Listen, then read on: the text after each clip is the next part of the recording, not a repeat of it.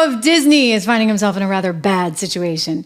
You see, on Wednesday, they're going to have a shareholder vote. And on Wednesday, if he doesn't win all of those seats, there's a couple board spots up for grabs.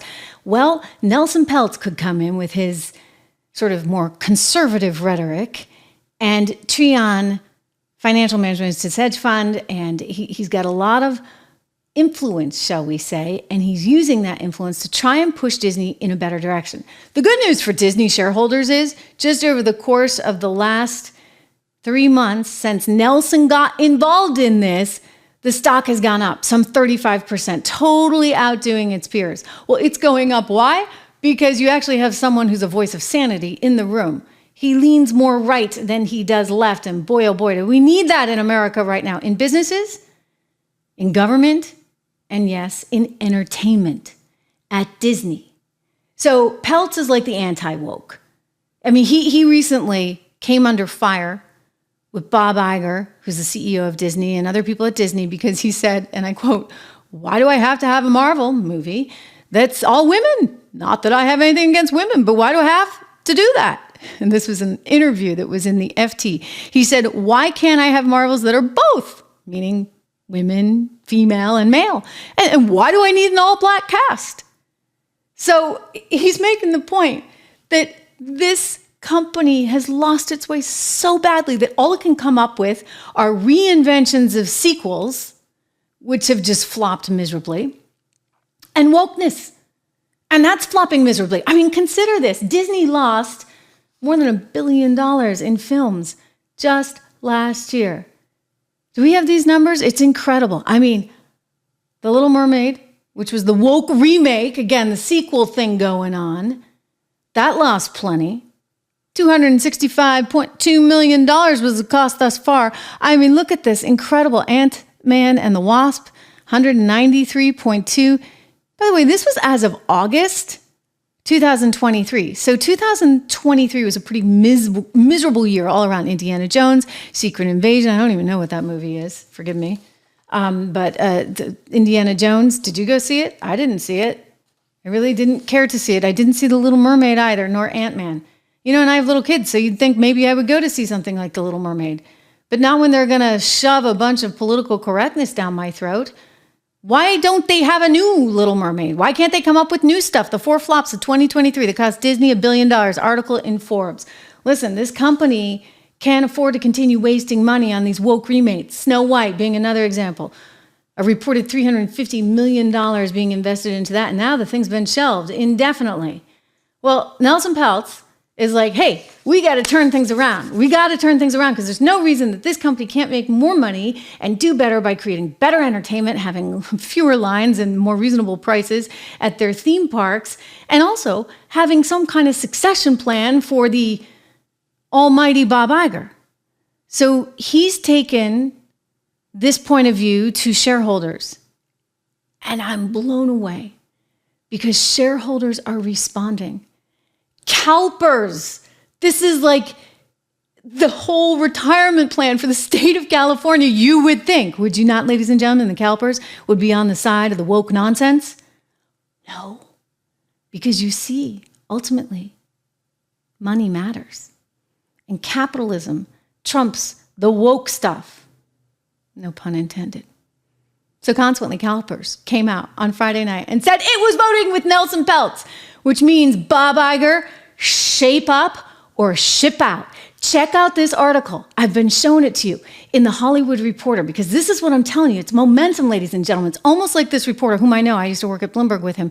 The one that I wrote wow all over the title. Drew, you should bring this up because people need to see this headline. It's incredible. It's like Hollywood is turning on Bob Iger. Yeah, this guy Alex used to work at Bloomberg. He's a good reporter. And I was surprised when I saw this because I was like, whoa, like Bob is losing support. The Hollywood Reporter is moving against him. But I think Alex might have had some indication that CalPERS, again, the retirement fund for the state of California, was going to vote with Nelson Peltz against Bob Iger. They're voting with the guy who's like, wait a second, why does every film have to be all women or all black or all this or a remake or a woke remake or whatever? He's like, can we just make some money here? He's pointed out that he has no experience in media whatsoever, which Disney tries to use against him. Why is this guy coming in who has no experience in media whatsoever? Well, maybe that's what you guys need. You know, sometimes you get so sort of twisted in your own nonsense that you can't see the forest for the trees, that you can't have a fresh set of eyes. So even CalPERS, which represents teachers and policemen and firefighters and is a massive shareholder block in Disney, is like, yeah, you know what? Disney has seen its day. The woke stuff has got to go. And I can tell you already, just the thought of this has had a very positive effect on Disney stock. Just sort of the realization that the world is waking up to, hey, we just can't just keep doing this, is a good thing for Disney, which makes you wonder what's going to happen with the next Pirates of the Caribbean. You see, Pirates of the Caribbean was a franchise that was really sort of owned, if you would, in spirit by Johnny Depp. And Johnny Depp ran into all those troubles, those legal things, right, with Amber Heard, and then suddenly got canceled in Hollywood. So they had to take out Jack Swallow. Johnny Depp couldn't possibly be in the new Pirates of the Caribbean. So they're looking at the new Pirates of the Caribbean, and this is very interesting to me. They actually are looking at possibly going with a story about an Irish woman. So before we show that, this is great. I actually love this story. So her name is a real person. Her name was Anne Bonny, and she lived like in the 1700s. She was born in County Cork, Ireland, reportedly had red hair. And, they want to replace Johnny Depp with somebody who can play the character of Anne Bonny, the Irish woman who became a pirate and immigrated to the Caribbean, where she had a rather notorious career. So let's show that again, Drew. So Jack Swallow? Oh, well, Anne Bonny. Maybe the other one, Drew. Or I guess we gave it away. This other lady. So what is her name? Ababiri?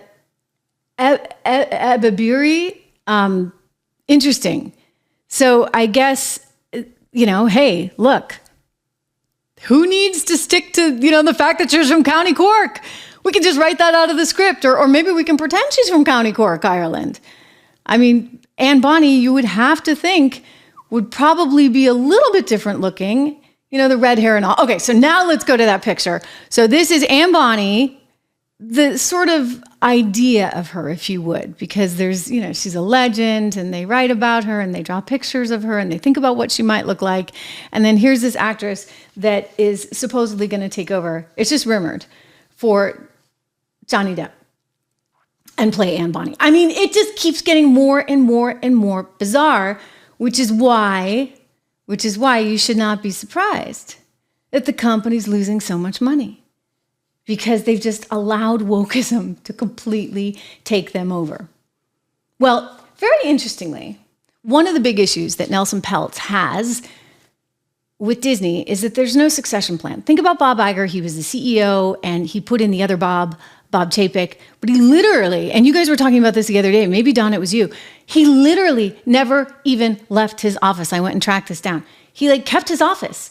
And so Bob was like the other Bob, literally, and he had the other CEO office, but the guy who had been CEO, who was no longer CEO, never left his office and never diminished his sort of stature, if you would, within the company. He was known to hold lunches and meetings and the whole bit.